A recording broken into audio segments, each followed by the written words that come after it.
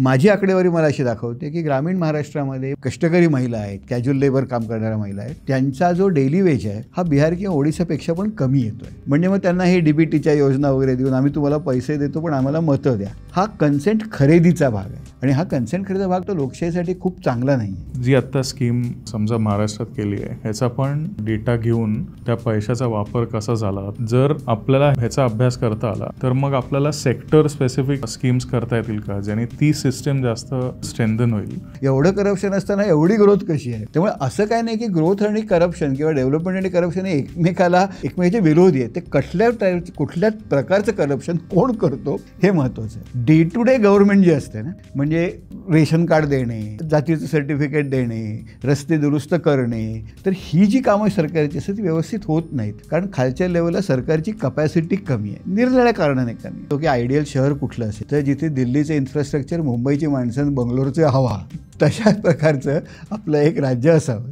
स्वातंत्र्याची 100री पूर्ण केलेला भारत कसा असेल? NH4, समृद्धी आणि शक्तीपीठ, महाराष्ट्राच्या हायवे संस्कृतीचं वास्तव नक्की काय आहे?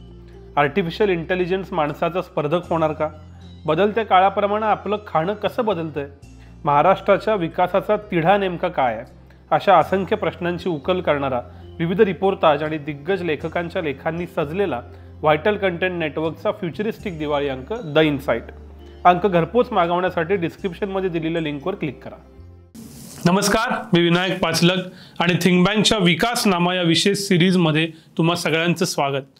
या सिरीजचा हा पहिलाच एपिसोड आणि या सिरीजचं औचित्य असं आहे की महाराष्ट्र विधानसभेची निवडणूक अवघ्या काही दिवसांवर येऊन ठेपलेली आहे. याच्यामध्ये पक्षांच्या फोडाफोडी आहेत, याच्यामध्ये जातीचं राजकारण आहे, याच्यामध्ये इतर अनेक कुरघोड्यांचीही राजकारणं आहेत, ज्याचं विश्लेषण आपण थिंक बँकवरून करत आहोतच. पण या सगळ्यामध्ये मूळ निवडणूक ज्यासाठी घेतली जाती त्या विकासाची दिशा काय असावी, राज्य कारभाराची दिशा काय असावी, पब्लिक पॉलिसीची दिशा काय असावी याची चर्चा करणं गरजेचं आहे. आणि थिंक बँक असं मानतं की ही चर्चा करण्याची हीच योग्य वेळ आहे. त्यामुळं बाकी सगळ्या राजकीय घडामोडींचं विश्लेषण करतानाच नक्की महाराष्ट्र कुठल्या दिशेनं जायला हवा यासाठीची चर्चा करणारी ही सिरीज आहे. याच्यामध्ये वेगवेगळे परिसंवाद असतील, काही मुलाखतीसुद्धा असतील, पण या सगळ्याचा फोकस हा डेव्हलपमेंट, पॉलिसी आणि या सगळ्याबद्दलचं धोरण महाराष्ट्राचं काय असावं हाच असेल. त्याचा हा पहिला एपिसोड आणि माझ्याबरोबर आहेत प्राध्यापक doctor Neeraj हातेकर sir.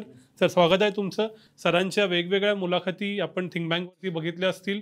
Sir Aziz Premji विद्यापीठामध्ये प्राध्यापक आहेत, इकॉनॉमेट्रिक्स या विषयातले तज्ज्ञ आहेत आणि त्यांचे वेगवेगळे लेख वेगवेगळ्या विषयांवरचे तुम्ही वाचले असतील आणि थिंक बँकवरती सुद्धा त्यांना पाहिलं असेल. त्याच्याबरोबरीनं माझ्याबरोबर आहेत डॉक्टर साहिल देव. स्वागत आहे तुमचं. साहिल हे जर्मनीतून पब्लिक पॉलिसीमध्ये PhD झालेले आहेत. याच्याशिवाय डाटा ड्रिव्हन पब्लिक पॉलिसी हा त्यांच्या अभ्यासाचा विषय. CPC ॲनालिटिक्स ही कंपनी ते चालवतात जी पब्लिक पॉलिसीमध्ये काम करते. त्यामुळे एकाच बाजूला एक तरुण व्यक्तिमत्व, एक ज्येष्ठ व्यक्तिमत्व, एक प्रोफेसर आणि एक प्रोफेशनल इन प्रॅक्टिस, अशा सगळ्यांकडून महाराष्ट्राचं धोरण, विशेषतः आर्थिक धोरण काय असावं अशा आजच्या चर्चेचं आपले उद्दिष्ट आहे. या एवढ्या मोठ्या प्रदीर्घ प्रस्तावनेनंतर मी मूळ विषयाला येतो. पहिला एपिसोड असल्यामुळं केली. खरं तर खूप चर्चा चालू आहे. सर, तुम्ही आता महाराष्ट्राचा रोजगारनामा, बेरोजगारनामा अशी एक पुस्तिकाही पब्लिश केलीत. आर्थिक धोरणाचा आपण आज विचार करायचं ठरवलं तर काय असायला हवं महाराष्ट्राचं आर्थिक धोरण असं वाटतं? मला वाटतं महाराष्ट्राचं आर्थिक धोरण जर आपल्याला तळागाळापासून वर बांधायचं असेल, कारण सध्या गरज ही विकासाची ज्या प्रक्रिया आहेत या खालनं वर कशा येतील हे पाहणं गरजेचं आहे. तर त्याच्यासाठी आपल्याला रोजगार आणि रोजगार हा त्याचबरोबर छोटे उद्योगधंदे, त्यांचं स्थैर्य, त्यांना असलेले निविष्ठा, त्यांना असलेली गरज असलेली मदत आणि त्याच्याचबरोबर सरकारची स्टेट कपॅसिटी जी आहे, म्हणजे जी डिलिव्हर करायची कपॅसिटी असते ते कपॅसिटीची अधिक सक्षम करणे, म्हणजे जेणेकरून तळागाळातल्या लोकांना ज्या सेवा पुरवणं आवश्यक असते त्या मिळू शकतील, ही धोरणात्मक रचना. म्हणजे एकतर रोजगार एकीकडे, छोटे उद्योगधंदे आणि दुसरीकडे सरकारची डिलिव्हरी कपॅसिटी, या तीन गोष्टी आपण बघितल्या पाहिजे. पण सर, याच्यातच पुढं डिगडाऊन करताना समजा बेरोजगारी हा मुद्दा आपण पकडला, 2024ची लोकसभा निवडणूक त्यावरच झाली. विधानसभेमध्ये आत्ता जरी तो मुख्य पटलावर मुद्दा दिसत नसला तरी याची चर्चा आहे. तर या बेरोजगारीबद्दल धोरणं ठरवायची म्हणजे नक्की सरकारनं काय केलं पाहिजे? काय हातात आहे सरकारच्या? महत्त्वाचा मुद्दा काय आहे? बेरोजगारी पर से हा प्रश्न नाही आहे. म्हणजे गमती आकड्यावर जर बघितली तर ग्रामीण महाराष्ट्रात बेरोजगारीचा दर 3% आहे. पण बेरोजगारी का आहे, म्हणजे उदाहरणार्थ आपण जर सगळ्या राज्यांची तुलना केली तर गोवा केरळमध्ये बेरोजगारीचा दर जास्त आहे, छत्तीसगड ओरिसामध्ये बेरोजगारीचा दर कमी आहे. कारण जिथे गरिबी जास्त असते ना तिथे बेरोजगारी आपोआप कमी असते, कारण लोकांचा बेरोजगार राहणं परवडत नाही. म्हणजे तो काहीतरी करेल, तो भले बोरं विकेल पण काहीतरी रोजगार करेल. त्यामुळे बेरोजगारी कमी होणे हे महत्त्वाचं नाही आहे, तर ज्या रोजगाराचा दर्जा काय आहे हा महत्त्वाचा एक भाग आहे. दुसरा, बेरोजगारी खुली बेरोजगारी जी असते ती आपल्याकडे कुठे आहे, तर आपल्याकडे डिप्लोमा केलेले जे आहेत किंवा ग्रॅज्युएट विद्यार्थी या ठिकाणी साधारण या वयोगटामध्ये म्हणजे 18 ते 25 या वयोगटामध्ये बेरोजगारी कॉन्सन्ट्रेटेड आपल्याकडे आहे. आणि इथे स्किल्सचा प्रश्न आहे. त्यामुळे स्किल्स आणि जॉबच्या रिक्वायरमेंट्स या मॅप करून या मुलांना तिथे कसं घालवायचं, हे जोडायचं कसं, हा आपल्या पुढे एक धोरणात्मक प्रश्न मोठा आहे. साहिल, तुम्हाला काय वाटतं की आत्ता महाराष्ट्रापुढचा विशेषतः आर्थिक धोरण म्हणून काय प्रश्न महत्त्वाचे आहेत किंवा काय दिशा असायला हवी? हातेकर सर जे आत्ता म्हणले शेवट की हे जे स्किल मिसमॅच आहे ते तर मला खूप असं प्रकर्षाने सगळीकडे दिसतं. आपली जी एज्युकेशन सिस्टीम आहे, सो अझीम प्रेमजी युनिव्हर्सिटी खूपच उत्तम ह्याच्यात काम करते. असं मी वाचलं होतं की त्यांचे प्लॅन्स आहेत की 18 विद्यापीठं त्यांना भारतभर काढायचे आहेत. तर ही जी न्यू एज विद्यापीठं येत आहेत माझ्या मते हे जास्त या स्किल मिसमॅचबद्दल विचार करतात, त्याच्याबद्दल काहीतरी करण्याचा प्रयत्न करतात. पण महाराष्ट्रासारख्या राज्यामध्ये आपण बघितलं तर चांगली एक युनिव्हर्सिटी या दर्जाची 2009 साली फ्लेम नावाने स्थापन झाली. त्याच्यानंतर इतक्या युनिव्हर्सिटीज महाराष्ट्रात स्थापन झालेल्या नाही आहेत ज्या आपण म्हणू की त्यांचा उद्देश आहे की चांगल्या प्रकारचं स्किल्स देणं किंवा एज्युकेशन देणं असं. तर अशा काही काही सेक्टर्समध्ये महाराष्ट्र मागे पडतो आहे का काय असं वाटतं. आणि मग ते सगळं फायनली इकॉनॉमीशीच लिंक होतं, राईट. सो मला वाटतं की आत्ताच्या पॉलिटिक्समध्ये असा डिस्कोर्स नाही आहे ज्याच्यावर खरंच विचार केला जात आहे की इकॉनॉमिक दिशा महाराष्ट्राची काय पाहिजे आणि वेगळे पक्षांचं त्याच्याबद्दल किंवा वेगळे जे सिनियर नेते आहेत त्यांचं त्याच्याबद्दल मत काय. सो पॉलिटिक्स आणि इकॉनॉमिक्सला असं फार बायफर्केट करता येत नाही एका पॉईंटनंतर. आणि आपण जे हे FDIचा आउटफ्लो बघतो किंवा हे जे काही मुद्दे बघतो मला वाटतं त्याला एक इकॉनॉमिक अँगल आहे तसाच एक पॉलिटिकल अँगल पण आहे असं. सो हे सगळं विचार करता या काही ज्या सरकार बॉडी स्थापन करतं जसं इकॉनॉमिक ॲडवायझरी काउन्सिल असेल या बॉडीजचं इंटेंट तरी आहे की इकॉनॉमिक पॉलिसी ठरवावी ह्याचा परत पुढे विचार करावा. कारण त्यांच्याकडे सगळ्या सरकारचा डेटा असतो, तो बरोबर असो चूक असो पण तोच डेटा आहे ज्याच्यावर आधारित आपण निर्णय घेऊ शकतो, राईट. सो या इन्स्टिट्यूशन्सना स्ट्रेंथन करणं, मित्रासारखी संस्था असेल, या इन्स्टिट्यूशन्सना स्ट्रेंथन करून ह्यांचे निर्णय इम्प्लिमेंट कसे होतील ह्याचा जर म्हणजे जे स्टेट कपॅसिटी जे सर म्हणले ते त्याच्याच बद्दलचा विषय आहे की आपण काहीतरी ठरवलं तर ते आपण करू शकतो का. जर करूच शकलो नाही तर आपण सगळे बोलत बसू पण ते इम्प्लिमेंटेशन लेवलला कधीच येणार नाही, राईट. सो या गोष्टीचा विचार करणं आपल्याला आत्ता गरजेचं आहे. कारण बाकीचे राज्य पुढे जात आहेत ही चांगलीच गोष्ट आहे, म्हणजे सगळ्यांनीच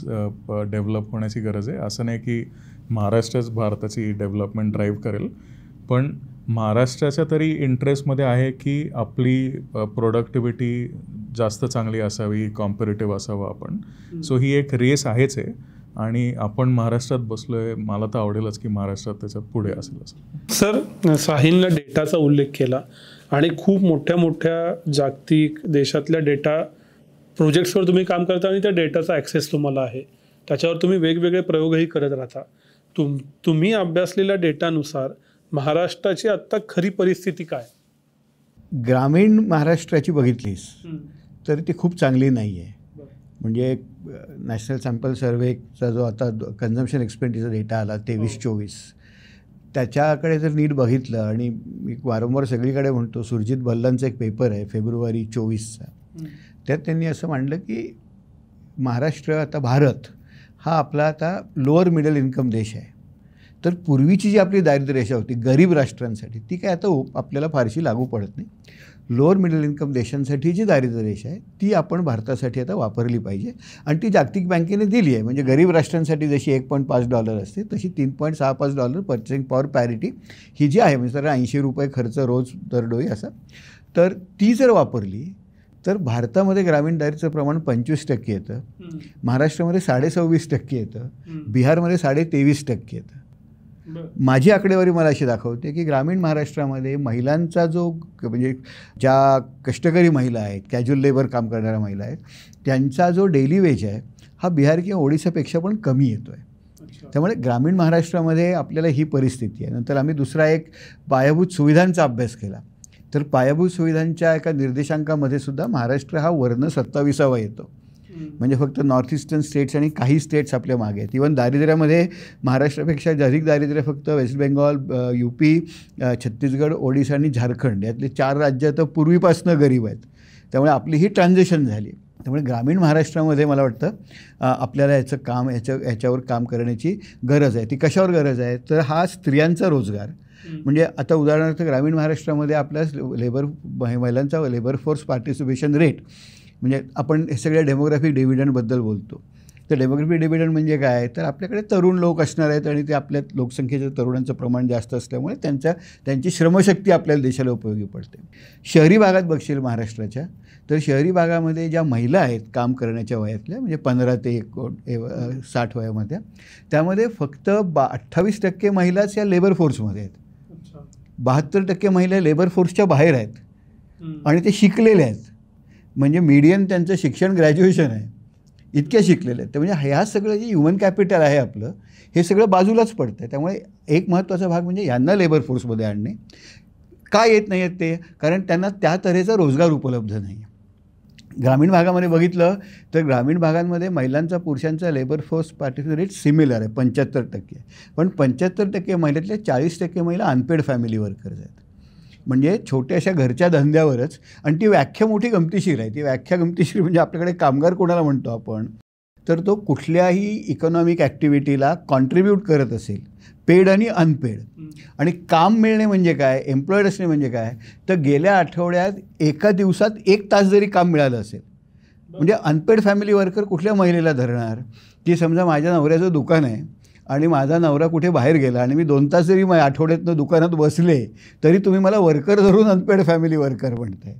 किंवा मी जर फक्त दुकानाची, म्हणजे पडवीत दुकान आहे आणि मी जर झाडलोट केली दुकानाची, तरी तुम्ही मला अनपेड फॅमिली वर्कर म्हणताय. ती एम्प्लॉयमेंट तिथे येते. तर या महिलांना डबल व्हॅमी आहे.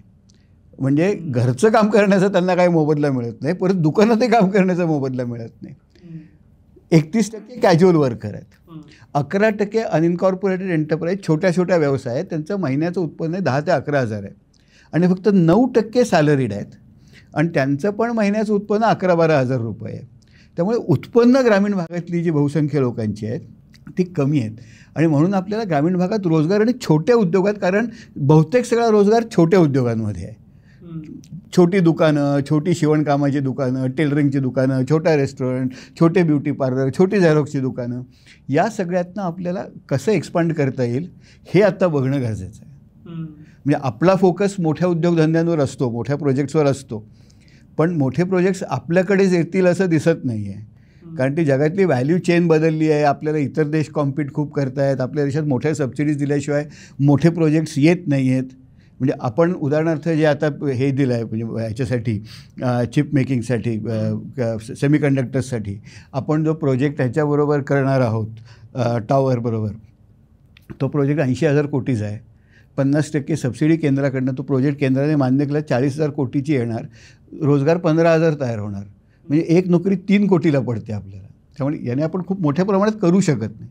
We have to look at छोट्या छोट्या उद्योगांना आपल्याच मार्केटकडे बघून एक्सपांड करणं हे आता सध्या गरजेचं आहे. तर तिकडे आपल्याला फोकस. आणि दुसरा मुद्दा जो मी साहिल मगाशी म्हणाला, म्हणजे थँक्स साहिल, आमच्या विद्यापीठाचं नाव घेतलंस. आणि आपण जरी, म्हणजे मी आयझम प्रेमिजीमध्ये असतो तरी ही सगळी मतं माझी वैयक्तिक आहे, डिस्क्लेमर आहेच.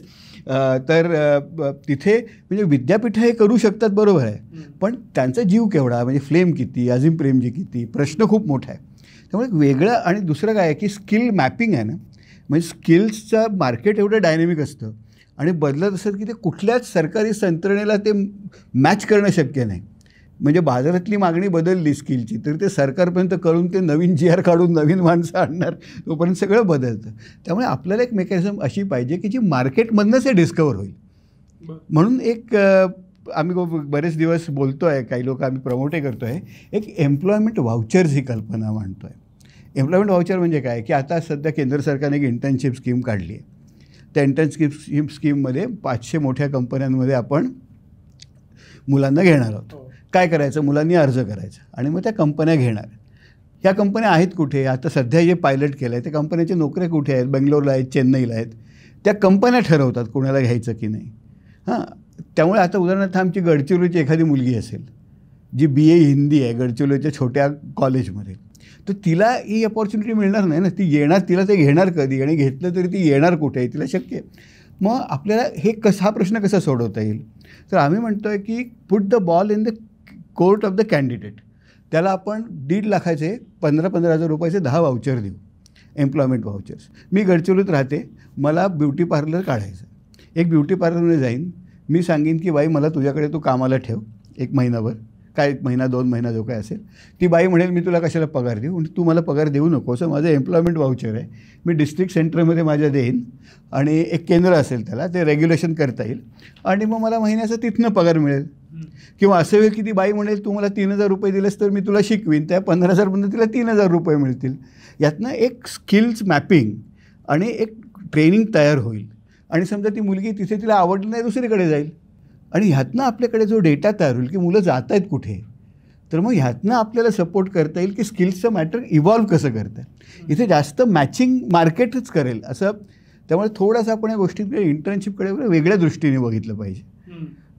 आपला सध्याचा जो फोकस आहे तो सप्लाय साईड आहे, तर डिमांड साईड मॅपिंगच नाही करत आहोत आपण. तर थोडंसं इनोव्हेटिव्हली विचार केला तर आपला प्रश्न काही प्रमाणात सर म्हणतात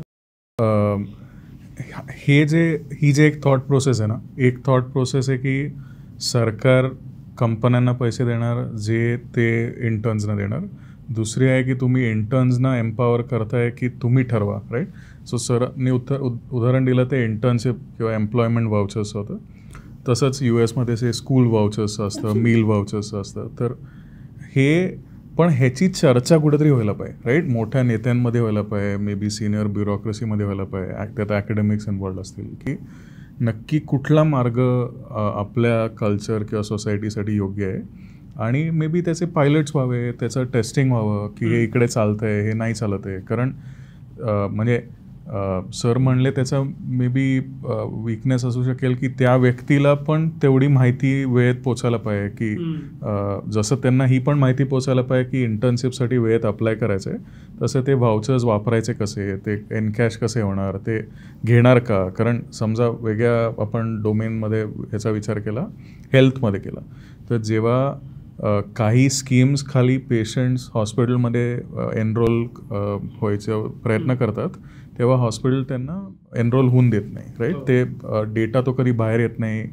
पण जे ग्राउंडवर काम करतात त्यांना हे कळतं की काही स्कीम्स जरी ऑन पेपर हॉस्पिटल ॲक्सेप्ट करतं तरी जेव्हा पेशंट येतो तेव्हा ॲक्सेप्ट करत नाही.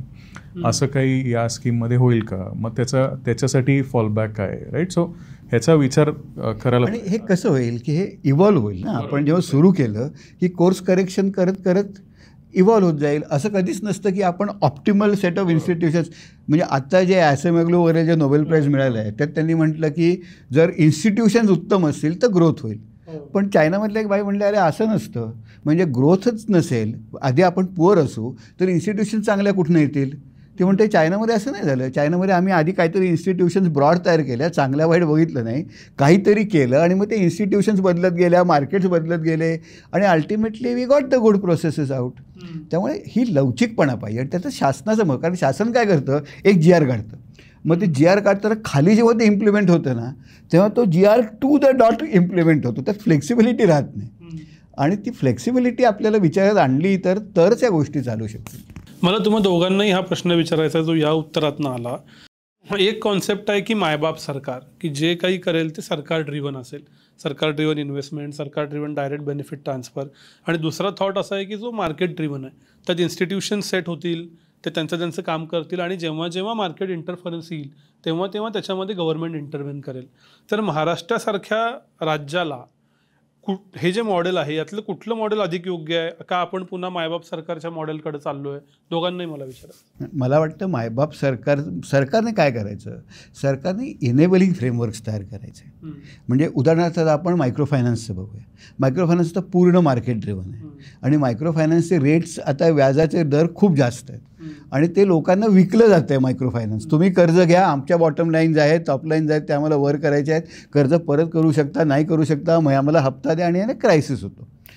हे न करता suppose we have a system where छोट्या उद्योगांना स्टेट इज सपोर्टिंग, क्रेडिट देत आहे, पण इन अ मार्केट बेस्ड, म्हणजे ह्या सगळ्या उद्योगधंदे स्वतःशी स्पर्धा करत आहेत. स्टेट त्यांना कर्जही देत आहे आणि कर्ज देताना एक इनेबलिंग जी इन्फॉर्मेशन असते, टेक्निकल सपोर्ट असतो, हँडहोल्डिंग असतं, नर्चरिंग असतं, मार्केटची माहिती, लीगल माहिती, हे करणारी एक एनेबलिंग फ्रेमवर्क जर तयार केली आणि कर्ज ज्यांना आपण देतो आहे त्यांना खरंच उत्पादक कामासाठी कर्ज देतो आहे का ह्याचं जर मॉनिटरिंग करण्याची व्यवस्था केली तर लोक आपोआप डेव्हलप करतील ना. त्यामुळे मार्केट स्टेटने परत काय करायचं असतं की स्टेटने एक संस्थात्मक रचना उभी करायची असते जेणेकरून लोकांचे स्वतःचे जे अर्जेस आहेत पुढे जायचे ते अर्जेस व्यवस्थितपणे एक्सप्रेस होऊ शकतील, not in a destructive fashion. एवढं काम सरकारने करावं. आणि तू विनायक म्हणला ते असं एकदम बायनरी म्हणलास की हे दोन प्रॉब्ली ते स्पेक्ट्रम आहे राईट. आणि महाराष्ट्र पण स्पेक्ट्रम आहे. सर म्हणले तसं की रूरल महाराष्ट्र वेगळं आहे, अर्बन महाराष्ट्र वेगळं आहे. सो आपण कधी आय थिंक डिस्काउंट करतो की काही इन्स्टिट्यूशन्स आपल्या खूप चांगल्या आहेत आणि चांगल्या चालतात पण. हां, म्हणजे सध्याचं उदाहरण म्हणजे कोविडमध्ये सगळ्यांना म्हणजे मला पण खूप श्रीमंत व्हायचं आहे पटकन म्हणून ऑप्शन्स ट्रेडिंग आणि फ्युचर्स करायला लागले. तर सेबीने त्याच्याबद्दल काही नियम आणले, ते कर्टेल करण्याचा प्रयत्न केला आहे. सो सेबीसारखी संस्था जरी एकदम टेक्नोक्रॅटिक आणि अशी निश संस्था असेल तरी ती चांगलं काम करते. त्यांनी काहीतरी आणलं आहे जे प्रायव्हेट इंटरेस्टच्या विरुद्ध आहे. कारण स्टॉक ब्रोकर्स आणि स्टॉक मार्केट या ट्रेड्समधनं खूप पैसे मिळतात. सो प्रायव्हेट इंटरेस्टच्या विरुद्ध पण कन्झ्युमर्ससाठी किंवा इन्व्हेस्टर्ससाठी चांगलं असं त्यांनी काहीतरी आणलं आहे राईट. सो त्यांनीही आणलं राईट. सो अशा काही इन्स्टिट्यूशन्स चांगलं काम करत आहेत आपल्या देशात आणि राज्यात पण आणि त्या करत राहतील right. So having said that म्हणजे मायबाप सरकार तर अवघडच वाटतं. कारण मोदीजींनी पण जेव्हा 2014 आले तेव्हा पण गव्हर्नन्सवर जास्त भर दिला गव्हर्नमेंटपेक्षा. किती म्हणजे ते किती हे करू शकलेत किंवा नाही हे डिबेटेबल आहे, पण इंटेंट तरी त्यांनी क्लिअरली स्टेट केला. आणि गोईंग फॉरवर्ड असं तर होऊ नाही शकत कारण विषय तर वाढत राहणार आहेत, नवीन विषय येत राहतात, टेक्नॉलॉजी नवीन येत राहते. सो सरकार वाढत राहू नाही शकत परपेच्युअली. फायनली सिटिझन्सच जास्त एम्पॉवर केले पाहिजेत आणि त्यांनीच ठरवायला पाहिजे किती वेलफेअर स्टेट पाहिजे, मार्केटचा किती इंटरफिअरन्स पाहिजे. सो हे परत सगळे डिबेटेबल आणि असं इंटेन्सली पॉलिटिकल विषय आहेत, आपण ते विसरायला नाही पाहिजे. पण फायनली सिटिझन लेडच पाहिजे, सिटिझनच एम्पॉवर झाला पाहिजे राईट. भारतात चॅलेंज आहे म्हणजे मी सर बसलेत म्हणून अझीम प्रेमजी युनिव्हर्सिटीत जेव्हा पहिल्यांदा गेलो होतो तेव्हा त्यांचं कॅम्पस, नवीन कॅम्पस जे आहे ते खूप सुंदर आहे. आणि पण त्या कॅम्पसच्या आतले जे विषय आहेत आणि त्या कॅम्पसच्या 10 मिनटं आजूबाजूचे जे गावातले विषय आहेत ते इतके वेगळे आहेत राईट. पण आपला देश असाच आहे ना, आपला देश एकदम डायव्हर्स आहे आणि तो जॉग्राफिकली नेसेसरली सेग्रिगेटेड नाही आहे राईट. सो वेगळे लोक एकत्र राहत आहेत, थँकफुली फेअरली पीसफुली आणि चांगल्या पद्धतीने एकत्र राहत आहेत. त्यांचे विषय खूप वेगळे आहेत राईट. सो ही कॉम्प्लेक्सिटी आपण लक्षात घ्यायला पाहिजे जेव्हा आपण तू जे म्हणला ते बायनरी याचा विचार करतो. ते बायनरी असून चालणार नाही, ते स्पेक्ट्रममध्येच पाहिजे आणि वेगळ्या सिच्युएशन्समध्ये वेगळं टूल वापरलं गेलं पाहिजे. पण त्याच्यासाठी मग स्टेट कपॅसिटी खूप महत्त्वाची आहे. कारण इतकं कॉम्प्लेक्सिटी GR जसं सर म्हणले GRनी उत्तर देता नाही येणार. त्याचं उत्तर कोणीतरी विचार करणारा व्यक्तीच देऊ शकतो जो म्हणजे सोसायटीच्या हितामध्ये विचार करत राहील आणि काहीतरी गोष्टी ट्विक करत राहील. कारण हे ट्रायल अँड एररचाच विषय वाटतो.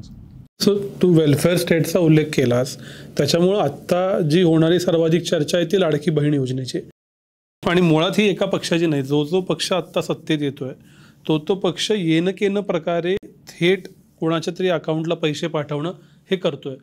तेलंगणा असेल, मध्य प्रदेश असेल, छत्तीसगड असेल, महाराष्ट्र असेल. हे का घडतंय? आणि मग त्याला लोक युनिव्हर्सल बेसिक इन्कमशी जोडतात की ते जगभरातच घडतंय आणि त्यामुळे ते ठीक आहे. एकतर हे का घडतंय, हे असं घडायला हवं का, नसेल तर कसं, आणि समजा आता घडून गेले तर हे इरिव्हर्सेबल झाले का? मी मला वाटतं स्टेट कपॅसिटीपासून पुन्हा सुरुवात करतो, कारण जोडलेले म्हणजे साहिल जे म्हणाला की तू मायबाप सरकार जे म्हणालास, कसं होतं की सरकारची म्हणजे अनेक गोष्टी करण्यासारख्या असतात आणि सरकार जेव्हा ते एकावर एक जबाबदाऱ्या घेत जातं, त्याची क्षमता नसते ना, तेव्हा सरकार डिलिव्हर करू शकत नाही. मग डिलिव्हर करून देणारी माणसं तयार होतात. मग ते काय म्हणतात, मेरी पहुंच भी है, पूछ भी है, मी करून घेतो कामं. मग त्यातनं असे वेगळे क्लायंटेल्स तयार होतात, बाहुबली तयार होतात आणि मग त्यातनं सगळी लोकशाही प्रक्रिया आणि स्टेटची डिलिव्हरी मेकॅनिझम पण विशिएट होते. त्यामुळे सरकारने जबाबदाऱ्या घेताना आपण नक्की काय करायला पाहिजे आणि काय नाही, हे एक नीट त्याचं डिमार्केशन असलं पाहिजे. आणि हे अवघड आहे, पण ते एक अंडरस्टँडिंग असलं पाहिजे. आणि दुसरं, स्टेट कपॅसिटी कशी स्ट्रेंथन करता येईल. आता उदाहरणार्थ आपण या ज्या निरनिराळ्या योजना करतो आहे, लाडकी बहीण वगैरे, कसं झालं आहे की सरकारचं काम काय आहे, सरकारचं काम मुळात पब्लिक गुड्स देणं आहे. म्हणजे कायदा सुव्यवस्था आहे, रस्ते आहे, पाणी आहे, नंतर स्वच्छ हवा आहे, पोल्युशन फ्री हवा आहे, डिफेन्स आहे, कायदा आहे, हे सगळी सरकारची कामं आहेत. आणि मग ह्याच्यातमध्ये एक मिनिमम मेरिट गुड्स देणं, म्हणजे मिनिमम लोकांना अन्नधान्याचा पुरवठा व्हावा, शिक्षण व्हावं, आरोग्य व्हावं, हे काम आहे. पण स्टेट कपॅसिटी जेव्हा नसते ना, म्हणजे आता एक खूप महत्त्वाचा पेपर आहे लँड प्रिचेट नावाच्या माणसाचा, इज इंडिया फ्लेलिंग स्टेट म्हणून, वर्ल्ड बँकेत हा साधारण 20 वर्षापूर्वीचा पेपर आहे. त्यात तेव्हापासून चर्चा सुरू झाली. त्यांचं म्हणणं आहे की भारत सरकार कसं आहे की वरच्या लेवलला खूप स्ट्रॉंग आहे आणि एपिसोडिक गोष्टी, म्हणजे जर 5 वर्ष निवडणूक होते ना, ते करू शकतात व्यवस्थित, किती कॉम्प्लेक्स असू दे, किंवा सगळ्यांचं वॅक्सिनेशन करू शकतात. पण डे टू डे गव्हर्नमेंट जे असते ना, म्हणजे रेशन कार्ड देणे, जातीचं सर्टिफिकेट देणे, रस्ते दुरुस्त करणे, शाळा चालवणे, तर ही जी कामं सरकारची असतात ती व्यवस्थित होत नाहीत. कारण खालच्या लेवलला सरकारची कपॅसिटी कमी आहे, निरनिराळ्या कारणाने कमी आहे. असं जेव्हा होतं तेव्हा लोकांपर्यंत फायदे पोचत नाहीत. दुसरीकडे काय होतं, संसाधनं आपल्या देशातली जी असतात त्या संसाधनांवर काही ठराविक वर्गांचा त्याच्यावरचा कंट्रोल वाढत जातो आणि मग ती तिथेच फिरत राहतात ती संसाधनं आणि मग असंतोष तयार होतो, लोकांना ते दिसायला लागतं. निवडणुकीत काय असतं, म्हणजे लोकशाही, आपल्याकडे लोकशाही असल्यामुळे किंवा इलेक्ट्रॉनिक लोकशाही असल्यामुळे या सगळ्या लोकांचा कन्सेंट असल्यावर शिवाय सत्तेवर येता येत नाही. म्हणजे हे सगळे लोक जर नाराज असतील, म्हणजे आता CMIचा डेटा बघितला, CMI मंथली डेटा सगळ्या इन्कम्सचा देते, तर तो एप्रिल 2023 आणि एप्रिल 2024 ते बघितलं तर खालच्या 40% उत्पन्न महाराष्ट्रामध्ये महागाईपेक्षा कमी वाढलेली आहेत आणि वरच्या 20% उत्पन्न जवळजवळ खालच्यांच्यापेक्षा 8 ते 9 पटीने जास्त वाढली आहेत. म्हणजे ही जी विषमता असते ही जाणवते. मग या सगळ्या लोकांचा, खालच्या 50% लोकांचा कन्सेंट कसा खरेदी करायचा, तर मग या डायरेक्ट बेनिफिट ट्रान्सफरच्या योजना केल्या जातात. आणि म्हणजे हे एक पॉलिटिकल ट्रान्झॅक्शन आहे आणि मला वाटतं हे लोकशाहीच्या दृष्टीने पण खूप हिताचं नाही आहे, कारण एक मूल्याधिष्ठित नागरिक तयार होत नाही त्यातनं, तो ट्रान्झॅक्शनवाला नागरिक तयार होतो. म्हणजे मुख्यमंत्री जेव्हा म्हणतात की जर लाडक्या बहिणीने आम्हाला ताकद दिली तर आम्ही पुढच्या वर्षी 2,000 रुपये करू किंवा 2,500 रुपये करू, हे ट्रान्झॅक्शन्स आहेत. What we want is a larger एकूण लोकांना, सर्वसामान्य लोकांना आपलं जीवनस्तर कसा सुधारता येईल, आपल्या पुढच्या पिढीला आपल्यापेक्षा चांगलं जीवन जगता येईल ह्याची एक खात्री असणे, किमान खात्री असणे.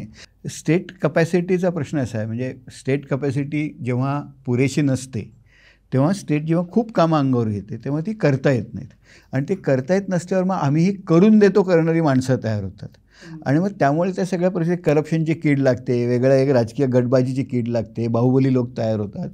त्यामुळे एकूणच स्टेटचं स्वरूप मग निरनिराळे दबावगट असं होऊन बसतं आणि त्यामुळे आपली कामं काय आहेत, आपण काय करू शकतो, तर प्रामुख्याने स्टेटचं काम हे आहे की पब्लिक गुड्स ज्याला आम्ही म्हणतो, की कायदे आणि सुव्यवस्था, स्वच्छ पर्यावरणाची चांगली सोय, नॅशनल डिफेन्स, या ज्या गोष्टी आहेत या स्टेटने सगळ्या लोकांना द्याव्यात. त्याबरोबर शिक्षण, आरोग्य या ज्या सुविधा आहेत या शासनाने लोकांना द्याव्यात. ही स्टेटचं मूळ काम आहे.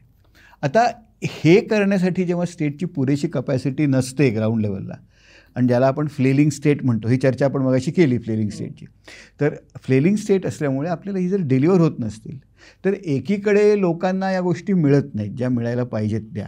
आपण बरं भारतात काय केलं, आपण आपला भारत युनिक आहे का, 1951 साली आपण प्रत्येकाला मतदार करून टाकलं आणि त्यामुळे प्रत्येकाला स्टेक होल्डर केला लोकशाहीमध्ये. आपल्या देशाच्या नेशन बिल्डिंगमध्ये प्रत्येकाला स्टेक होल्डर केला. आणि ते एक खूप सुंदर पुस्तक आहे त्याच्यावर की पहिल्या मतदार याद्या कशा बनवल्या. ह्युमंगस एक्सरसाइज असेल ती. अशिक्षित समाज, लोक विखुरलेले, तरी प्रत्येकाला मतदार आपण करून निवडणुका करून घेतल्या. हे चांगली इन्स्टिट्यूशनच झालं आहे. त्यामुळे आता लोकशाहीमध्ये या सगळ्यांचा कन्सेंट विकत घ्यायला लागतो. ह्या लोकांचा कन्सेंट असल्याशिवाय सत्तेवर येता येत नाही. तर मग संसाधनं समजा काही मुठभर लोकांच्या हातात असतील आणि या सगळ्या लोकांना त्याचा फायदा डायरेक्टली एकूण आर्थिक प्रक्रियांमधून मिळत नसेल, एक स्टेक होल्डर म्हणून मिळत नसेल, भागधारक म्हणून मिळत नसेल, तर त्यांना लाभधारक करायला लागतं. म्हणजे मग त्यांना हे DBTच्या योजना वगैरे देऊन आम्ही तुम्हाला पैसे देतो पण आम्हाला मतं द्या. हा कन्सेंट खरेदीचा भाग आहे. आणि हा कन्सेंट खरेदीचा भाग मला वाटतं लोकशाहीसाठी खूप चांगला नाही आहे. कारण ते एक ट्रान्झॅक्शन रिलेशनशिप, ते मूल्याधिष्ठित एक मतदार तिथे तयार होत नाही. तुम्ही मला पैसे दे, आम्ही तुम्हाला पैसे देतो, तू मला मत दे, अशा तऱ्हेचं डायरेक्टली हा खरेदी विक्रीचाच व्यवहार होतो. तर आता युनिव्हर्सल बेसिक इन्कमचा जो मुद्दा म्हणाला असतो, तो मुद्दा कसा आहे की युनिव्हर्सल बेसिक इन्कम ठीक आहे, पण स्टेटची जी प्राथमिक जबाबदारी असते की मला कायदा सुव्यवस्था व्यवस्थित मिळते का, मी कोर्टात गेलो, केस माझी कोर्टात गेली तर तो लवकर वेळेत निकाल लागतो का, माझ्या घरातनं चोरीबिरी होणार नाही गॅरंटी आहे का, माझ्या मुलाला बऱ्यापैकी शिक्षण मिळतं का, मी आजारी पडलो तर मला आरोग्य सुविधा आहेत का, हे जे बेसिक स्टेटचं काम आहे हे न करता आपण युनिव्हर्सल बेसिक इन्कम करू शकत नाही. कारण दॅट इज म्हणजे आपण हे चालायच्या आधी पळायला शिकतो. तर ही प्राथमिक जबाबदारी सरकारची जी आहे ही सरकारने पार पाडली पाहिजे. आणि मग ही झाल्यानंतर काही क्रिटिकल बाबतीत DBT गोष्टी आपण करू शकतो अगदी आवश्यक त्या ठिकाणी. पण ओव्हरऑल वाईडस्प्रेड हे जे DBT पैसे देणं आहे हे योग्य, आर्थिकदृष्ट्या तरी योग्य वाटत नाही. साहिल, मला म्हणजे पार्सली पटतं सर म्हणतात ते, पण मला वाटतं की हे पॅरलली एक्सपेरिमेंटेशनचा भाग म्हणून आपण याच्याकडे बघू शकतो. की जसं सर आधी चायनाचं म्हणले की त्यांनी काहीतरी इन्स्टिट्यूशन सेटअप केल्या, त्या चांगल्या करत राहिले, राईट. सो तू जे आधी म्हणलास की हे असंच स्पायरल होत राहील का आणि वाढेल का, हे असं सायक्लिक पण असू शकतं, राईट. की आपण जास्त आत्ता DBT वापरतोय, मे बी पुढे जाऊन कारण मी ऐकलं होतं की काँग्रेसमध्ये पण अंतर्गत चर्चा होती आत्ता महाराष्ट्रात, जेव्हा ते काहीतरी प्रॉमिस करणार होते की हे सस्टेनेबल आहे का, राईट. सो मला आपल्या पॉलिटिकल क्लासवर फेथ आहे की ते थोडाफार का प्रमाणात ह्याचा नक्की विचार करतायत की हे सस्टेनेबल आहे का, ह्याचं फायनान्शियली प्रुडंट आहे का, आणि ते वर खाली होऊ शकतं. असं नाही आहे की नेसेसरली आपण आत्ता 1500 चालू केलं आहे सो ते नेहमी तो आकडा वाढतच राहील, राईट. दुसरा भाग मला एक वाटतो की आपण जे आधी व्हाउचर्सबद्दल बोलत होतो, सो एका ॲबस्ट्रॅक्ट सेन्समध्ये हे व्हाउचरच आहे. हे पर्पज स्पेसिफिक व्हाउचर नाही आहे, जसं सर आधी म्हणले तसं की हे एम्प्लॉयमेंटचं व्हाउचर नाही आहे किंवा हे हेल्थचं व्हाउचर नाही आहे. हे पैसे आहेत, राईट. पैसे ॲबस्ट्रॅक्ट नोशनमध्ये व्हाउचरच आहे. सो हे तुम्हाला 1500 व्हाउचर दिलेले आहेत महिन्याला. आता तुम्ही काही लोकांना ते व्हाउचर सेविंग्स करायला वापरावसे वाटेल, काही लोकांना ते फिया भरायला वापरतील ते. सो हे मला कम्प्लिटली अयोग्य वाटत नाही, राईट. योग्य पण वाटत नाही, पण ते सिलेक्टिव्हली वापरायला पाहिजे असं वाटतं. आणि परत राज्य जे त्याच्यात आता कॉम्पिटिशन करतायत, म्हणजे पॉलिटिकल पार्टीज तर करतातच आहेत राज्याच्या अंतर्गत, पण राज्य पण करतायत आता, ते थोडं धोक्याचं वाटतं. कारण असं नसू शकतं की सगळेच राज्य सडनली पैसे खर्च करायला लागतील. कारण असं होतं आपलं की काही राज्य दुसऱ्या राज्यांना बँकरोल करत होते आणि ते सगळं गणित आपलं देशाचं चालू होतं. सो काहीतरी प्रमाणात तसंच चालायला लागेल, राईट. दुसरं एक वाटतं की बाकीचं जे बाहेरचं जिओपॉलिटिकल परिस्थिती आणि हे सगळं बघता मला वैयक्तिकरित्या मला जेवढं लिमिटेड कळतं त्याच्यात मला आय फील फेअरली कॉन्फिडंट की पुढचे 10-15 वर्ष भारतासाठी एकदम चांगली आहेत, राईट. सो आपण जे आत्ता प्लॅन करतोय किंवा या इकॉनॉमिक थिंकिंगबद्दल बोलतोय त्याचे इम्प्लिकेशन्स पुढच्या 1-2 दशकांसाठी आहेत आणि आत्ताचसाठी नाही आहेत, राईट. सो ही जी आत्ता स्कीम समजा महाराष्ट्रात केली आहे ह्याचा पण डेटा घेऊन त्या पैशाचा वापर कसा झाला, तो दुसऱ्या कुठल्या वेलफेअर स्पेंडिंगसाठी कॉम्पेन्सेट झाला का, राईट.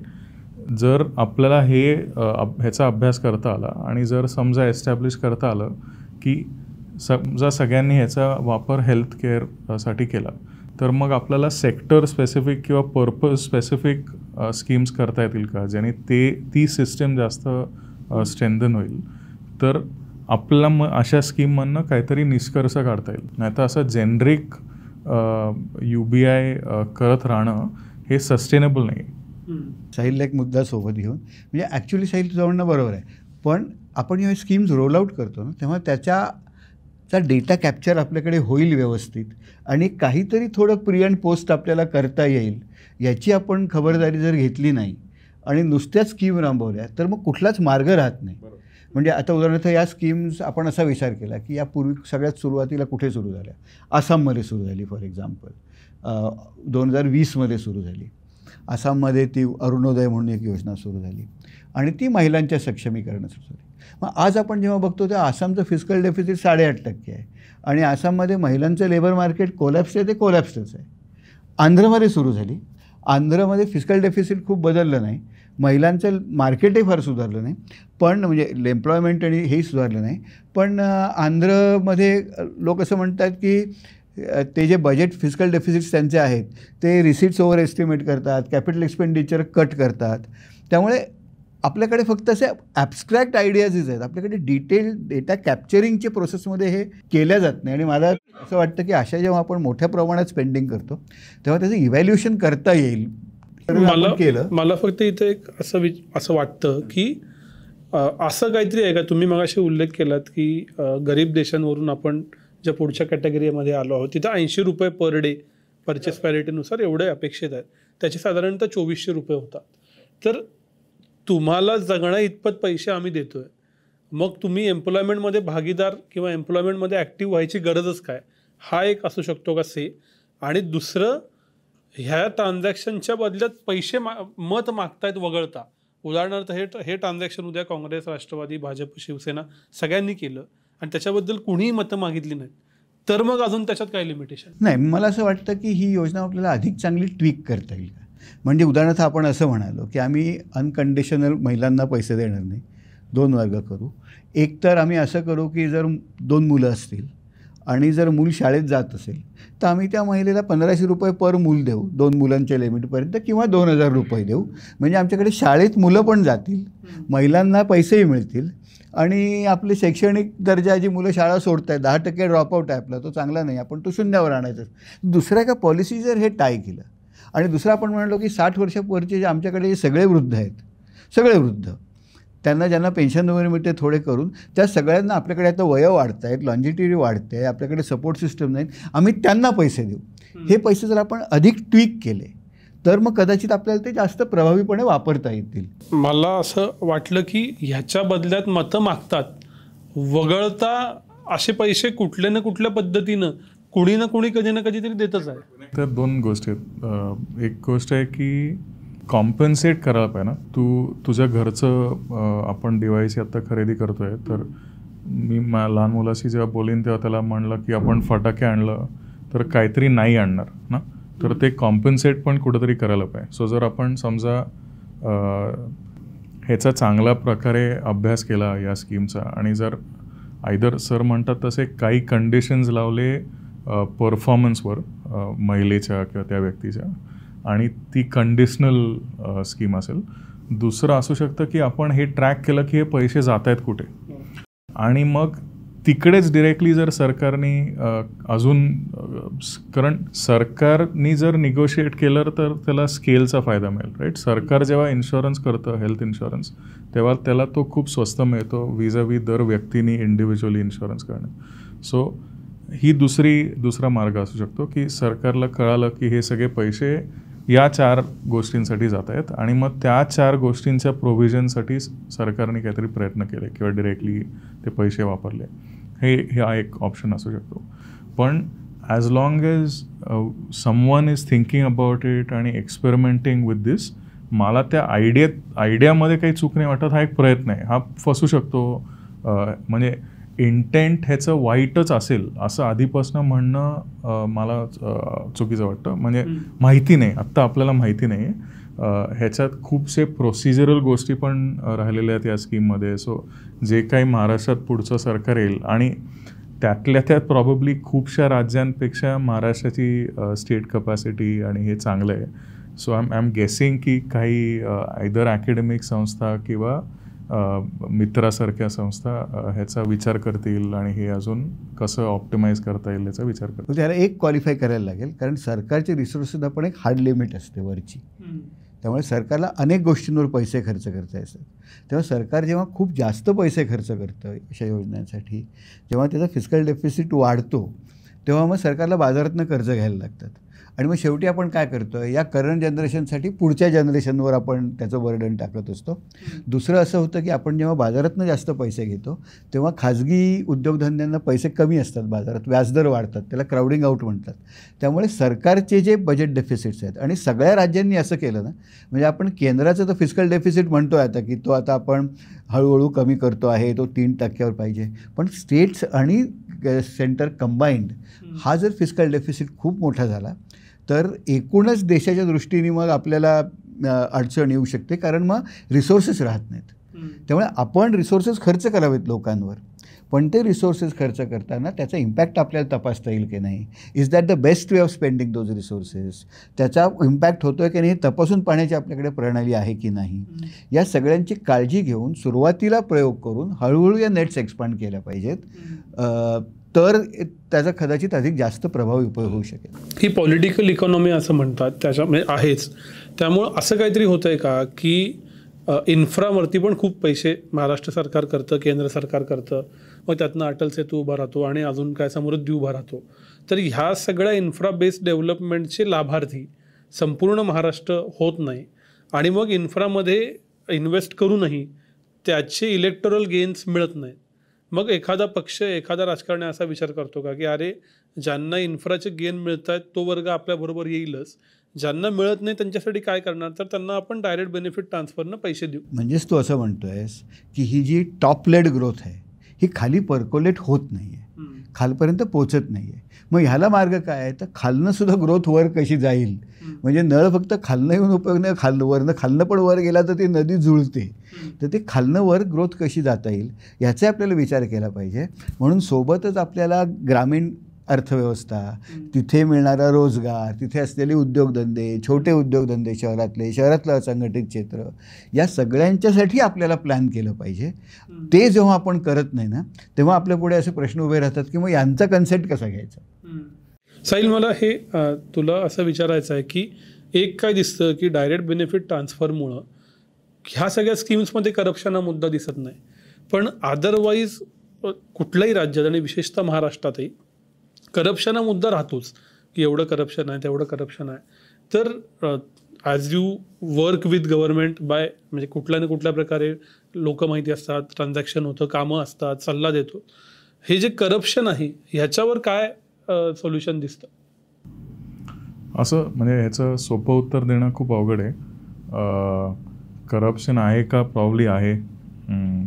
ते कुठल्या तरी पद्धतीने आपणच त्याचं सिटिझन्स त्याची कॉस्ट बेअर करतो आहे आणि ती कुठेतरी ॲडअप होतेच, राईट. असं म्हणजे आपण काही वर्षात, गेले काही डेकेड्स किंवा वर्षांचं बघितलं तर सगळेच आकडे वाढत चालले आहेत, राईट. खर्चाचे आकडे वाढत चालले आहेत, आपली इकॉनॉमिक पॉवरेज देशाची, राज्याची वाढत चालली आहे. तसंच प्रॉब्ली करप्शनचे पण आकडे वाढत चाललेले आहेत, राईट. सगळेच आकडे वाढत चालले आहेत. मी वैयक्तिक बुलिश आहे भारताबद्दल.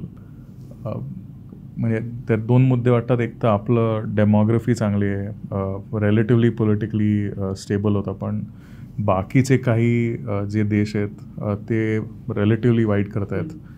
फायनान्स किंवा कॅपिटल जपानसारख्या देशात, काही देशातमध्ये खूप स्वस्त दरावर आत्ता तरी मिळतो आहे, नंतर मिळेल का नाही माहिती नाही. पण हे सगळं असताना म्हणजे मी परत तेच बोलतो आहे, पण सर जे आधी स्टेट कपॅसिटीचं म्हणले ते खूप महत्त्वाचं ठरतं. कारण हे सगळं नीट कोणीतरी चालवेल, राईट, आणि हे सगळे सिग्नल्स प्रोसेस करून काय करायचं, काय योग्य काय नाही हे ठरवेल.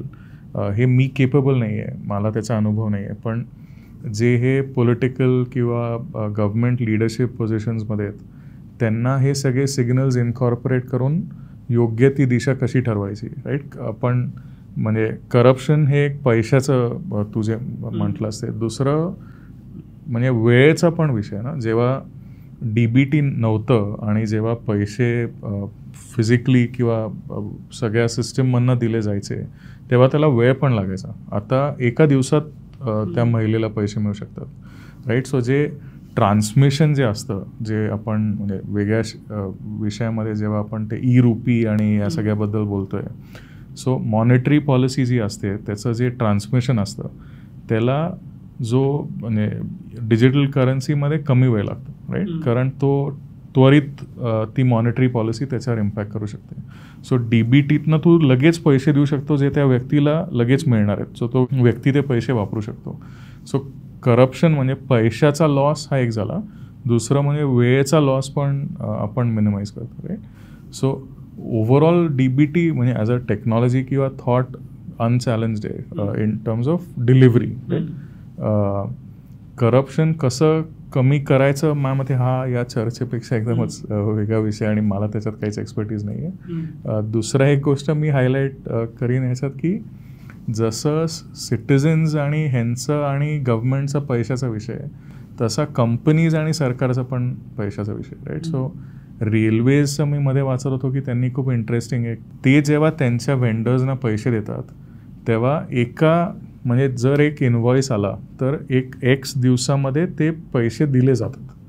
म्हणजे आता पैसे द्यायला अप्रूव्ह नाही करायला लागत, बाय डिफॉल्ट ते पैसे दिले जातात. सो जर काही त्यांच्या सर्व्हिसमध्ये किंवा कामात कमी असेल तर कुठला तरी अधिकारी रिमार्क लिहू शकतो की ह्यांना पैसे तुम्ही देऊ नका, ह्यांना अजून हे काम करणं बाकी आहे. सो त्याला ते ऑब्स्ट्रक्ट करायला लागतात पैसे, राईट. सो आधी कसं असायचं की तो ठरवायचा व्यक्ती की पैसे द्यायचे का नाही, आता बाय डिफॉल्ट पैसे दिले जातात. सो DBT हे थिंकिंग सरकारचे जे कंपनीज आणि बाकीच्याच ऑर्गनायझेशन्सना पैसे देणं आहे, म्हणजे लाखो करोडांचं ड्यू आहे प्रॉब्ली पेमेंट्स, तिकडे पण जर कुठल्या तरी पद्धतीने लागू करता आलं, ज्याचा एक पायलट किंवा हे रेल्वेजनी केला आहे जो खूप चांगला चालू आहे, तर त्यांनी पण आपल्या इकॉनॉमीला खूप फायदा होईल. कारण हे असे क्रॉनिकली पैसे अडकलेले असतात, वेगळ्या वेगळ्या संस्थांचे अडकलेले असतात, फार शाळेपासनं ते कंपन्यांचे. हा खूप महत्त्वाचा मुद्दा आहे. म्हणजे नरेगामध्ये 2 तऱ्हेची कामं असतात.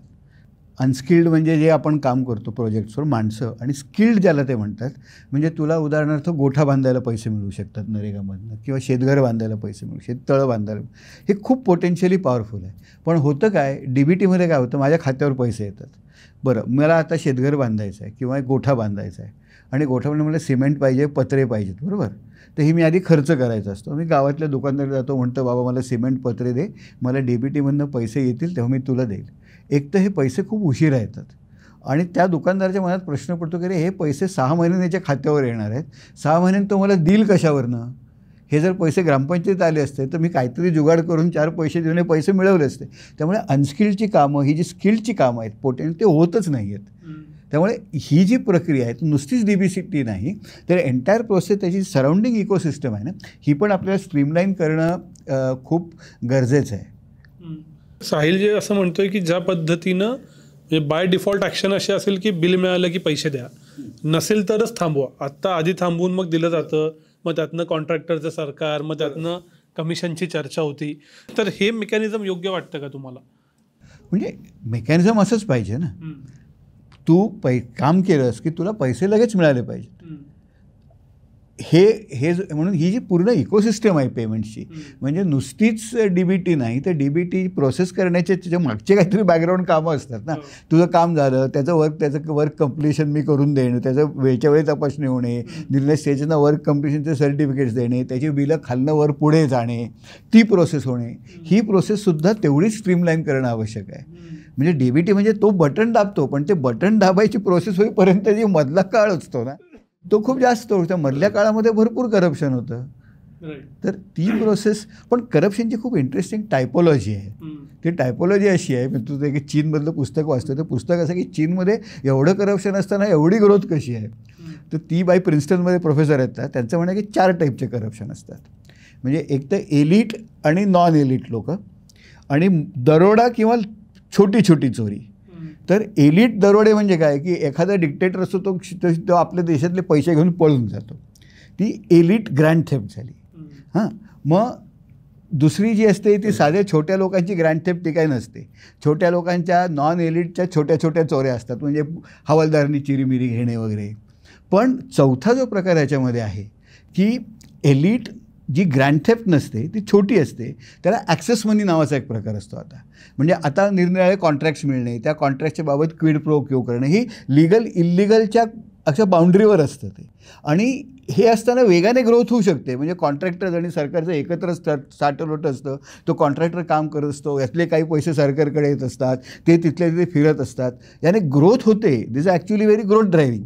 पण करप्शनही खूप त्याच्यामध्ये असू शकतं. त्यामुळे असं काय नाही की ग्रोथ आणि करप्शन किंवा डेव्हलपमेंट आणि करप्शन हे एकमेकाचे विरोधी आहे. ते कुठल्या प्रकारचं करप्शन कोण करतो हे महत्त्वाचं आहे. शेवटच्या टप्प्यात येताना एक ज्याची चर्चा महाराष्ट्राबद्दल होती, त्याच्याबद्दल दोघांची मतं मला समजून घ्यायची आहेत की 1 ट्रिलियन इकॉनॉमी. हे आत्ता एक इकॉनॉमिक विजन काय दिसतं त्यातल्या त्यात सेट झालेलं महाराष्ट्राचं, की पुढच्या काही वर्षामध्ये 1 ट्रिलियन इकॉनॉमी व्हायचा आहे. तर ह्या एमबद्दल काय मत आहे तुमचं? माझं मत असं आहे की 1 ट्रिलियन इकॉनॉमी होईल तेव्हा होईल. आपली प्रायोरिटी सध्या आमच्या शेतमजुरांचा मजुरीचा दर कसा वाढेल, अनपेड फॅमिली वर्क कमी कसं होईल, त्या ज्या ग्रामीण महिला ज्यांना 11,000 पगार मिळतो तो 15,000 रुपये कसा होईल, हे जे पिरॅमिड आहे ना हे बॉटमला किती एक्सपांड करतं. म्हणजे 1 ट्रिलियन इकॉनॉमी होताना वरच्या टॉपलाही ते वाढू शकतं, खालनंही वाढू शकतं. तर माझ्या मते 1 ट्रिलियन इकॉनॉमी जर खालनं पिरॅमिड विस्तारित करून जर होणार असेल तर तो जास्त समावेशक आणि इक्विटेबल विकास असेल. मला वाटतं दोन्ही बाजूला व्हावं. अर्बन एरियाजमध्ये इंडस्ट्री लेड ग्रोथ तर व्हावीच. त्याच्यासाठी जी काय पॉलिटिकल स्टेबिलिटी आणि सरकारची मदत आहे ती म्हणजे सरकारने द्यावी. आणि एक्सपेरिमेंटेशनच्या स्वरूपाने सर म्हणले तसं बॉटम ऑफ द पिरॅमिड किंवा जे बाकीचे मे बी रुरल एरियाज किंवा सेमी अर्बन एरियाजमधले लोक आहेत त्यांना पण या ग्रोथमध्ये कसं इन्क्लूड करता येईल याचा विचार व्हावा. कारण ते सोसायटल स्टेबिलिटीसाठी खूप गरजेचं आहे. ती एकाच बाजूला जर ग्रोथ जास्त झाली प्रॉब्ली दोन्हीकडे तरी ती अडचणीची ठरेल. फक्त जर खाली झाली तर जर इकॉनॉमिक एलिट्स बाहेर पडले निघून गेले तरी अडचण होईल. फक्त एलिट्सनं झाली आणि बाकीच्यांना नाही झाली तर may be unrest social unrest होऊ शकतो, व्हायलन्स होऊ शकतो. सो माझ्या मते दोन्हीकडे ग्रोथ असावी. आणि ह्याचा थोडा असा लाँग टर्म किंवा मीडियम टर्म तरी विचार व्हावा की कन्व्हर्जन्स कसं आपण जाऊ शकतो. आणि आयदर ऑर नसावा आणि प्रॉब्ली इन्क्लुझिव्ह दोन्ही साठीचा विषय असावा. अजून एक प्रश्न असा की आयडेंटिटी काय असावी महाराष्ट्राची, याचं कॉन्टेक्स्ट असं आहे की जसं युनिव्हर्सिटीज फ्लेम नंतरच्या बऱ्याचशा युनिव्हर्सिटी राज्याबाहेर आल्या, त्यामुळे एज्युकेशन हब कधी काळी म्हणलं जाणारं महाराष्ट्र आज एज्युकेशन हब आहे का नाही असा प्रश्न होतो. IT मध्ये हैदराबाद आलं, मॅन्युफॅक्चरिंग चेन्नईला होतं आहे, त्याच्यानंतर आर्टमध्ये वेगवेगळे शहरं येत आहेत. तर मग महाराष्ट्राची आयडेंटिटी ॲज अ इकॉनॉमिस्ट म्हणून इकॉनॉमिक आणि ओव्हरऑल आयडेंटिटी काय असावी असं तुम्हाला वाटतं? मला वाटतं महाराष्ट्राची आयडेंटिटी जिथे आरोग्य चांगलं असलेले, शिक्षण चांगलं असलेले आणि बऱ्यापैकी स्थिर रोजगार असलेले चांगल्या हवेत राहणारे लोक असतील तशी ते आपलं राज्य असावं. म्हणजे जसं मी बऱ्याच वेळा म्हणतो की आयडियल शहर कुठलं असेल तर जिथे दिल्लीचं इन्फ्रास्ट्रक्चर, मुंबईची माणसं, बंगलोरचं हवा, तशा प्रकारचं आपलं एक राज्य असावं. ते सगळं पटतंच. त्याच्या जोडीला असं पण वाटतं की आपण नवीन नवीन टेक्नॉलॉजीज जसं बघतो तसं पुणे जर आपण बघितलं तर ते ऑल्टरनेटिव्ह फ्युअलचं हब आहे. पुण्यात हायड्रोजन रिलेटेड काम करणाऱ्या संस्था आहेत, बायोफ्युअल्स किंवा बायो इकॉनॉमीबद्दल काम करणाऱ्या प्राजसारख्या संस्था आहेत, EV आणि इलेक्ट्रिक मोबिलिटीमध्ये काम करणाऱ्या संस्था आहेत. सो ऑल्टरनेटिव्ह फ्युअल जर आपण बघितलं त्याचं पुण्याची क्षमता आहे की भारताचं एक हब ते होऊ शकतं, राईट. सो बायोटेक्नॉलॉजी जर आपण बघितलं तर हिंजेवाडीचं आपण IT बद्दल खूप जास्त बोलतो, पण हिंजेवाडीला बायोटेक्नॉलॉजीचं पण एक हब आहे. पुणे युनिव्हर्सिटीचं बायोटेक्नॉलॉजी डिपार्टमेंट आणि या कंपन्यांचं खूप चांगलं कोलॅबरेशन आहे. सो हे जे सगळे असे प्रॉब्ली नीश विषय आहेत ते इतके मीडियात जास्त बोलले जात नाहीत, पण म्हणजे महाराष्ट्राने IT क्षेत्रात लूज आउट केलं आहे बँगलोरला किंवा हैदराबादला किंवा गुरगावला. ह्या सगळ्या स्टेटमेंट्स अशा सिम्प्लिस्टिक वाटतात. मला वाटतं की खूप टेक्नॉलॉजीजमध्ये महाराष्ट्र फोरफ्रंटला आहे आणि हे सगळं इंटरलिंक्ड आहे, राईट. असं म्हणू नाही शकत की म्हणजे महाराष्ट्राचे आता दिवस गेले, आता कर्नाटकाचे दिवस आहेत किंवा आंध्राचे किंवा तेलंगणाचे दिवस आहेत. असं या स्टेट्स पण कॉम्पीट नक्की करतायत आणि I think all of us should encourage this competition. त्यांनी सगळेच पुढे जातील, पण महाराष्ट्राची identity as a economic power house माझ्या मते एकदम स्टेबल आहे आणि फेअरली अनक्वेश्चन्ड आहे आणि ती राहील असं वाटतं. आत्ता तरी असं काही वाटत नाही की ती का जावी.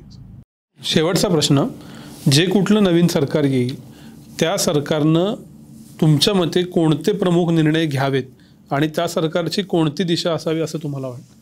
मला वाटतं इमिजिएटली जे निर्णय आहेत ते रोजगार, छोटे उद्योग, शेती, शेतमजुरी याच्यावर तत्काळ घ्यावेत. पण लॉंगर टर्ममध्ये एक कॉम्पिटेटिव्ह इनेबलिंग इन्फ्रास्ट्रक्चर जे आपल्याला तयार करता येईल त्या दृष्टीने सरकारने पावलं उचलावीत. मला सर म्हणलं ते पटतं. मला फक्त एक वाटतं की आपण जेव्हा छोटे उद्योग आणि हे म्हणतो त्याचा एक डिटेल असं नेहमी वाटतं की सरकार जेव्हा या विषयात हात घालतं तेव्हा ते मार्केट लिंकेजेसचा नेहमी कमी विचार करतं. ते प्रोडक्शनवर भर देतं, ट्रेनिंगवर भर देतं. म्हणजे आपण वंदन केंद्र नावाचे एक हे होतं ते जर बघितलं तर ते जे ट्रायबल्स किंवा या कम्युनिटीजनी बनवलेले जे गुड्स आहेत ते कसे मार्केटमध्ये पोचतील, कारण नाही तर काय होतं सरकारच ते विकत घेतं जे सस्टेनेबल नाही आहे. सो जेव्हा या छोट्या कंपनीजचा आपण विचार करतो तेव्हा त्या मार्केट रेडी आहेत का, त्याच्यासाठी काय आपण इंटरव्हेन्शन्स करू शकतो, हे जर आपण ह्याचा विचार केला आणि फंडामेंटली ह्याचा पण विचार केला की खरंच किती जणांना एंटरप्रेनर्स व्हायचं आहे, राईट, का त्यांना नोकऱ्याच हव्या आहेत, राईट. सो ह्या म्हणजे या डिटेल्सचा सरकारने लवकरात लवकर विचार करावा पुढच्या टर्ममध्ये आणि त्याच्या भोवती मग पावलं घ्यावी. आणि याच्या पलीकडं मीडियम टर्म, लाँग टर्म मला वाटतं की इंडस्ट्री ज्याच्यासाठी इनोव्हेशन कुठल्या तरी स्वरूपाचं गरजेचं आहे. इनोव्हेशन हा शब्द आपण जेव्हा ऐकतो किंवा वापरतो तेव्हा असं कम्प्युटर आणि सुपर कम्प्युटर असंच नेहमी डोक्यात येतं, पण इनोव्हेशन हे प्रोसेसमध्ये पण असू शकतं, वेगळ्या वेगळ्या प्रकारचं इनोव्हेशन असतं. सो हे इनोव्हेशन ड्राईव्ह करायला, फॉस्टर करायला आपल्याला जे काय करता येईल, म्हणजे देवेंद्रजींच्या आधीच्या टर्ममध्ये एक फिनटेक सोसायटी होती मुंबईमध्ये. सो त्याच्यातनं तसे एक साइन इझी नावाची कंपनी आहे समजा, ती खूप या चांगल्या कंपन्या या सोसायटीतनं जी गव्हर्मेंट आणि एका काही प्रायव्हेट एंटिटीजची कोलॅबरेटिव्ह सोसायटी होतं त्याच्यातनं हे इनोव्हेशन्स खरंच बाहेर आले. ते आपल्याला कोविडमध्ये, म्हणजे आपण कोविडमध्ये जेव्हा नवीन बँक अकाउंट्स उघडायचो तेव्हा खूपसं जे इलेक्ट्रॉनिक व्हेरिफिकेशन व्हायचं हे या कंपनीजमधनं व्हायचं. या कंपनीज खरंच सरकारने कॉन्ट्रीब्यूट केलं, महाराष्ट्र सरकारने कुठल्या तरी पद्धतीने या कंपनीजच्या क्रिएशन आणि ह्याच्यात कॉन्ट्रीब्यूट केलेलं आहे. सो असे काही अजून असे इनिशिएटिव्स घ्यावे आणि इंडस्ट्रीतलं इनोव्हेशन विसरू नये, राईट, ज्याचा अकॅडेमियाशी पण संबंध आहे. सो ह्याच्यावर आय थिंक काही डेडिकेटेड एफर्ट सरकारला करता आली तर ती करावी. दोघांचे खूप खूप आभार. खूप वेगवेगळे पर्स्पेक्टिव्ह आम्हाला कळले, DBT पासून ग्राउंड अप पासून ते टॉप डाऊनपर्यंत. ही चर्चा कदाचित जास्त अकॅडमिक झाली असावी पण त्याची गरज होती असं आम्हाला वाटतं. तुम्ही दोघांनी वेळ दिलात या इंटरॅक्शनसाठी, याबद्दल थिंक बँककडून तुमचे खूप खूप आभार. धन्यवाद.